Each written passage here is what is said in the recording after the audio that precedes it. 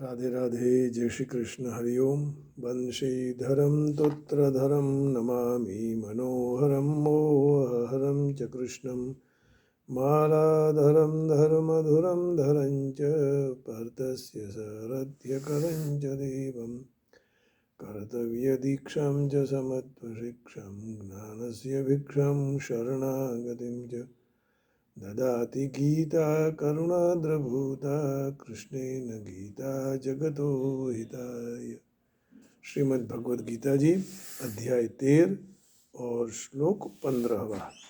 बहिरन्तश्च भूतानाम् अचरं चरमेव च सूक्ष्मत्वात् तद्विज्ञेयं दूरस्थं चान्तिके च तत्। बहिरन्तश्च भूतानाम् अचरं चरमेव च सूक्ष्मत्वात् तद्विज्ञेयं दूरस्थं चान्तिके च यत्। अर्जुन जी को भगवान कृष्ण कह रहे हैं, तत्वे परमात्मा भूतानां बहिरन्तः, सारे प्राणियों के अंदर बाहर पूर्ण रूप व्याप्त है। चरम अचरम, और चर अचर प्राणियों के रूप में भी वही परमात्मा है। जो कुछ भी आप देख रहे हैं वह परमात्मा का ही स्वरूप है, और दूर से दूर और नज़दीक से नज़दीक वही परमात्मा है, और वह अत्यंत सूक्ष्म होने से हम उनको पहचान नहीं सकते हैं, जान नहीं सकते हैं। तुलसीदास जी कहते हैं ना, सिया राममय सब जग जानी, करहूँ प्रणाम जोरी जुग पानी। सारा संसार सिया राममय है। और हिंदी में कहा है कि पत्ते पत्ते बूटे बूटे पर जहाँ देखिए वहाँ राम ही राम है। कलयुग में यही तो सबका आधार है, राम ही केवल एक आधार।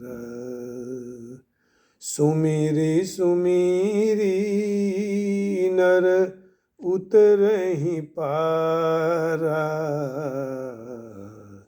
कलियुग केवल नाम आधारा। तो ज्ञेय तत्व का वर्णन 12 से 70वें श्लोक तक कुल 6 श्लोक में हुआ है। क्या जानना चाहिए? क्षेत्रम और क्षेत्रज्ञ यही जानने के योग्य है इस संसार में। और 15वां श्लोक का जो चौथा श्लोक है वहाँ अंतर्गत 3 श्लोकों को आगे के भाव भी इसमें आ गया है। तो इस श्लोक सारे प्रकरण का सार है।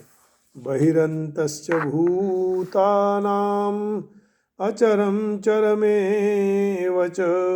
जिस तरह बर्फ रहता है, उसके समझो कि बने हुए घड़ों को समुद्र में यदि डाल दिया जाए तो घड़े के बाहर भी जल है, अंदर भी जल है, और स्वयं बर्फ से बने हुए भी जल है।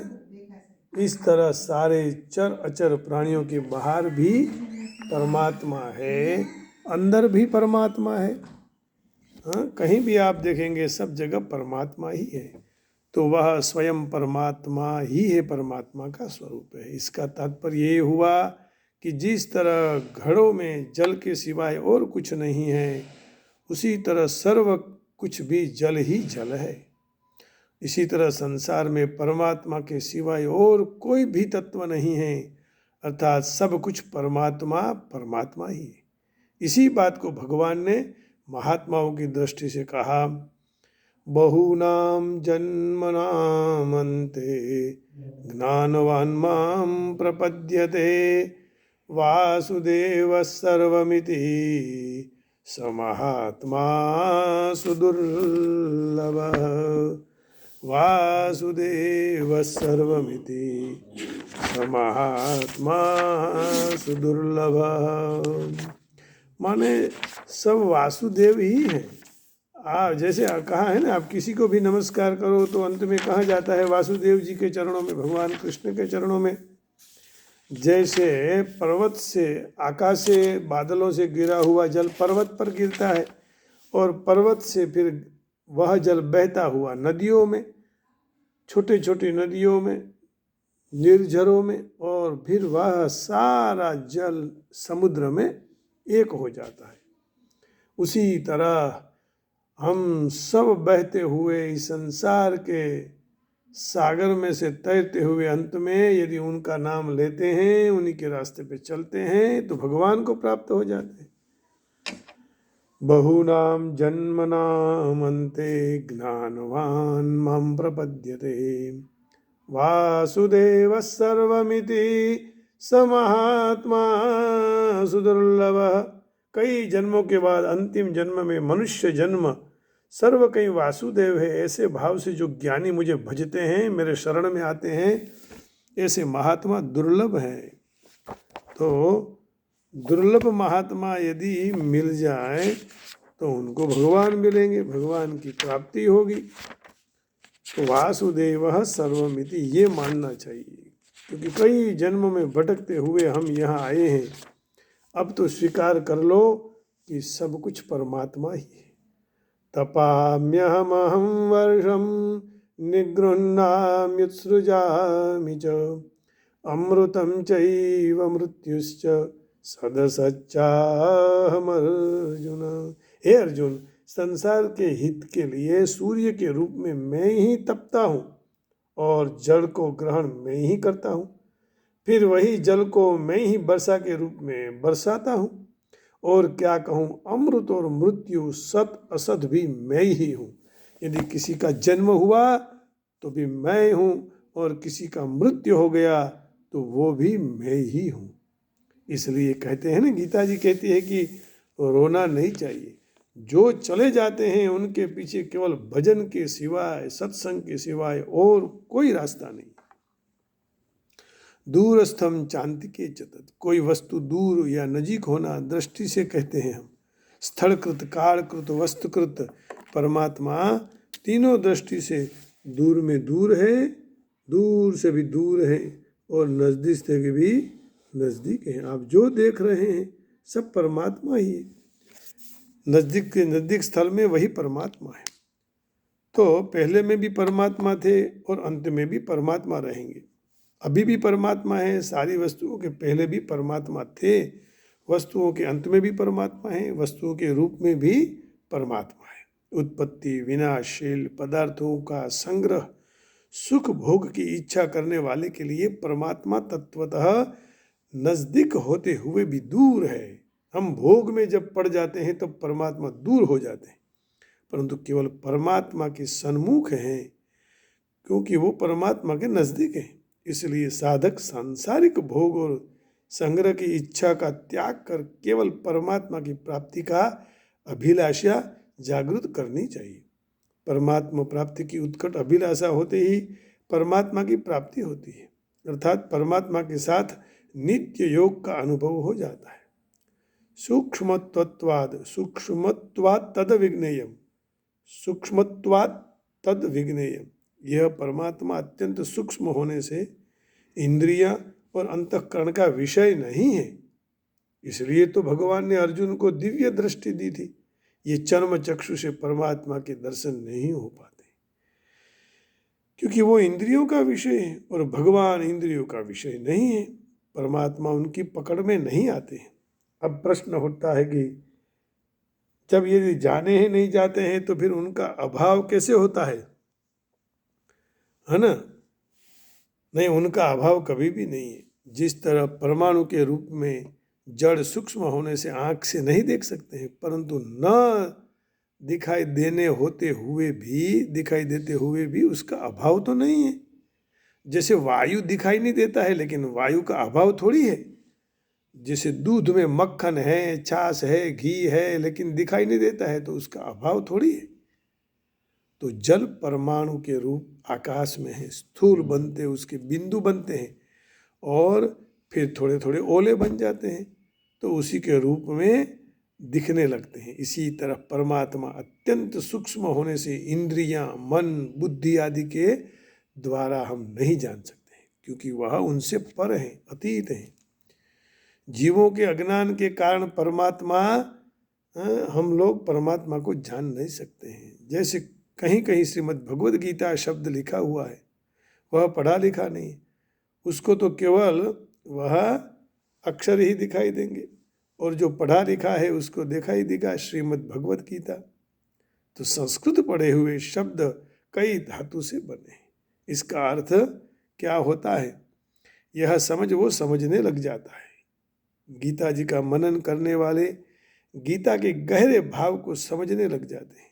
उसी तरह मनुष्यों को परमात्मा तत्व का ज्ञान नहीं है, उनको परमात्मा दिखाई नहीं देते, उनको पता नहीं लगता है, તેમના જાણવામાં નથી આવતા। परंतु जिनको परमात्मा तत्व का ज्ञान हो गया है, उनको तो सर्व कुछ कहीं परमात्मा परमात्मा ही है, और वह परमात्मा तत्व को ज्ञेय, माने परमात्मा तत्व ही ज्ञेय है। ज्ञेयं यत्तत् प्रवक्ष्यामि यज्ञात्वामृतमश्नुते अनादिमत्परम ब्रह्म न सतन्ना सदुच्यते। जो ज्ञेय माने पूर्वोक्त ज्ञान से जानने योग्य है, तो वह परमात्मा तत्व को मैं अच्छी तरह से कहूँगा। जिनको जानकर मनुष्य अमर तत्व का अनुभव कर लेता है, वही ज्ञेय तत्व अनादि और परम ब्रह्म है। उसको न सत कह सकते हैं और उसको न असत कह सकते हैं। अब देखिए 17वें श्लोक में भी यही कहा, ज्योतिषामपि तज्ज्योतिः तमसः परमुच्यते ज्ञानं ज्ञेयं ज्ञानगम्यं हृदि सर्वस्य विष्ठितम्।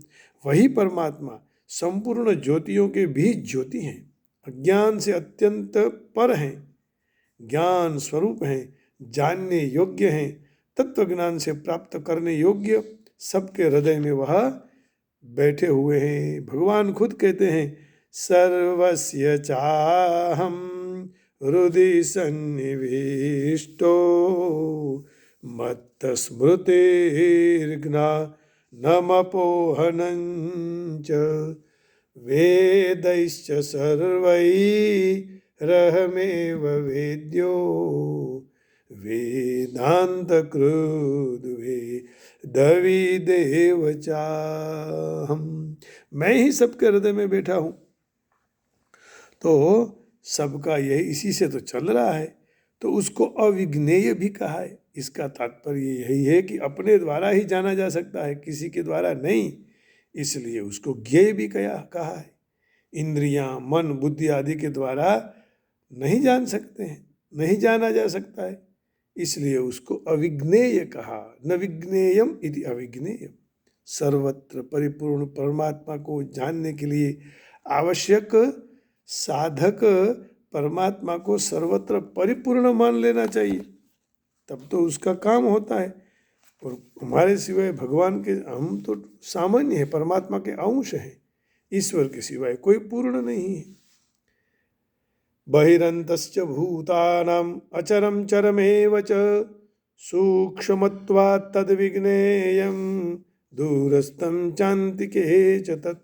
It exists without and within all beings and constitutes the moving and the unmoving creation as well, and by reason of its subtlety it is incomprehensible, it is close at hand and stands after two। दूर भी वही है, नजदीक भी वही है, सब जगह परमात्मा के सिवाय और कोई भी नहीं है। देखिए, सर्वत्र परिपूर्ण मान ले, ऐसा मानना और जानना, ऐसा बोध होते ही ज्ञान जानने के लिए कोई दूर नहीं कर सकता। फिर तो परमात्मा सर्व परिपूर्ण है, परमात्मा सर्वत्र है। ऐसा मानने से कोई दूर नहीं कर सकता परमात्मा से। जब सांसारिक मान्यताओं में मैं ब्राह्मण हूँ, मैं साधु हूँ, ये सब अवास्तविक है, इसको कोई दूर नहीं कर सकता। तब पारमार्थिक मान्यताओं जो वास्तविक है, उसको कौन दूर कर सकेगा। देखिए, पृथ्वी से दूर जल है, जल से दूर तेज, तेज से दूर वायु, वायु से दूर आकाश, आकाश से दूर महत तत्व, और महत तत्व से दूर प्रकृति है, और प्रकृति से दूर कौन है? परमात्मा। इस तरह दूर दूर केवल परमात्मा ही है। दूर दूर होते हुए परमात्मा व्यापक रूप में सर्वत्र है, क्योंकि परमात्मा सब का कारण है, और कारण सब में रहता है, कार्यों में। कारण के बिना कार्य होता ही नहीं।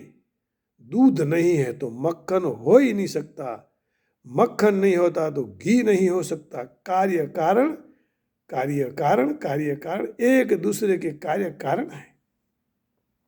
प्रकृति से नजदीक स्थूल शरीर है, स्थूल शरीर से नजदीक सूक्ष्म शरीर है, और सूक्ष्म शरीर से नजदीक कारण शरीर है, और कारण शरीर से नजदीक अहम है, और अहम